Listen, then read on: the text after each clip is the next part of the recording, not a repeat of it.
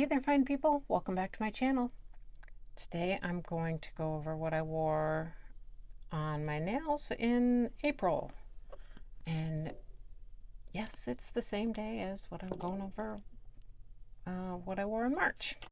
And on my nails, in case you didn't watch the March video, is Mercury's Tears from Mooncat. This is 3 coats. It's so gorgeous and shifty.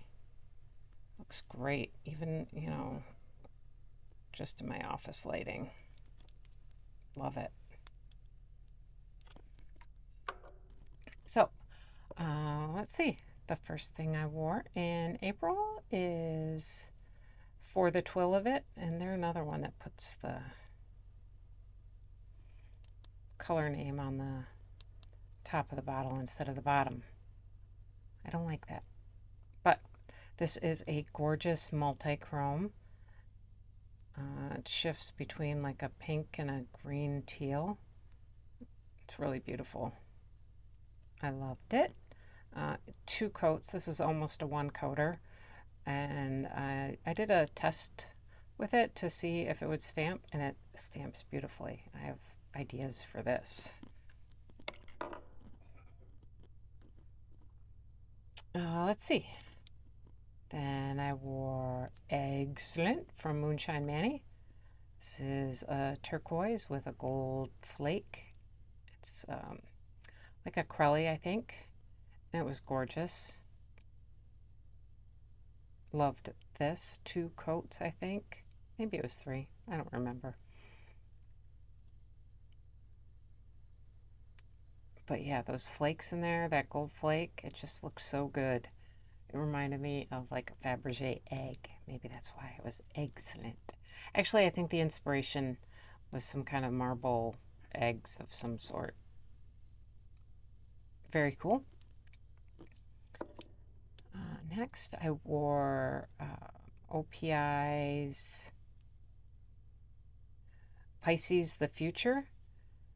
And this is a shimmer with, I guess it's a multi-chrome.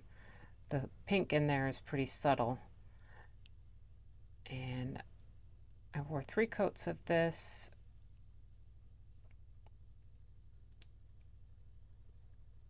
I don't know. It was okay. The subtle in there, the shimmer in there is so subtle, and I don't know. I didn't love it. I bought it because I have the feeling Capricorny, and this is my husband's a Pisces and I'm a Capricorn. Not that I don't believe in astrology, but we know what our star signs are. And this was at TJ Maxx, and I'm like, well, I already have feeling Capricorny. I might as well get the Pisces ones. And I do. I mean, I like this color. It was kind of boring. So yeah, it'd be really good background for art because there's not a lot going on that would detract from the art. So there's that. Next, I wore Glisten and Glow Shhh Secret Crushes, and this is from the March Polish Pickup. This is very similar to Kitten Purrs, and obviously I have a type of colors that I'm predictable as to what I like from the monthly pre-order sites. But this was gorgeous, and then I did some stamping on it with a plate I got in the same order, Mid-Century Modern, and I thought it looked really cool. Although I screwed it up on a couple nails because I wasn't using a rectangular stamper, I was using round, and I was trying to double stamp, and that can be, I lost what the orientation of what I was doing, what it needed to be. So now I only use a rectangular stamper for double stamping. But this is gorgeous. Look at that. I mean, Kitten Purrs. Kitten Purrs it's more of an orange, and it's got the like little silver flakes. This has silver flakes, but they're much more in the background, but it has larger shimmer. I mean, they're both gorgeous. I love them both so much.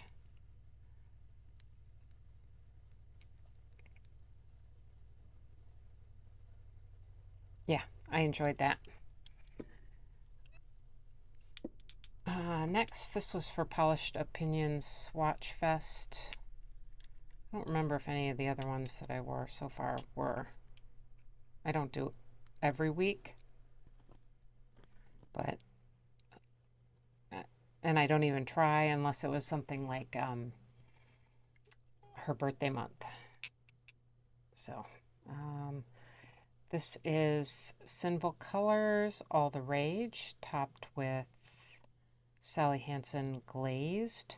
And this really, I'm surprised it didn't show up as well as I would have thought over this, but it wasn't bad.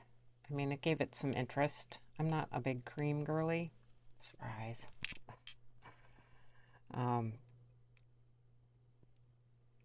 Although I'm starting to enjoy them a little more, as long as I can put a topper or something on them.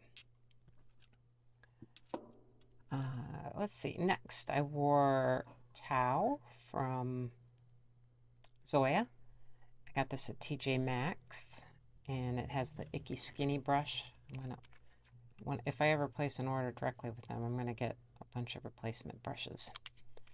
I wore this on the eclipse day, and then I did some stamping with like a marble look and stamped an eclipsed sun, I guess, on my nails. This doesn't show up quite as shimmery as I would have expected on my nails, given what I see in the bottle, but it was not bad. A good background for some art. Next, I wore Golden Waves from Orly, and this came from the Aqua Aura collection, and I really like this. They have something in this particular shimmer formula. I feel like it's also in the Futurism collection, where it's almost like a grunge look to it, but that doesn't necessarily translate to the nail. Like there's almost a gray that I see in the shimmer, and I don't see that translated on my nail. But I mean, obviously in the bottle it's gorgeous, and it's got like a subtle shift, a subtle color shift. It's like it's red to orange or something. But the Aqua Aura collection just blew me away. I loved it. Next, I wore Morning Dew, another Aqua Aura. And this is, it's kind of a turquoise, and then it's got that blue shift in there. It's so gorgeous. And then I did some cherry blossom stamps on that, and I'll link that up in wherever. I'll link that in the cards. And this, I used it for cherry blossoms, and then that's like my favorite spring nail art look. Actually, I love cherry blossoms anytime. They're gorgeous, but I mean, I feel like they're perfect for spring. So, Morning Dew.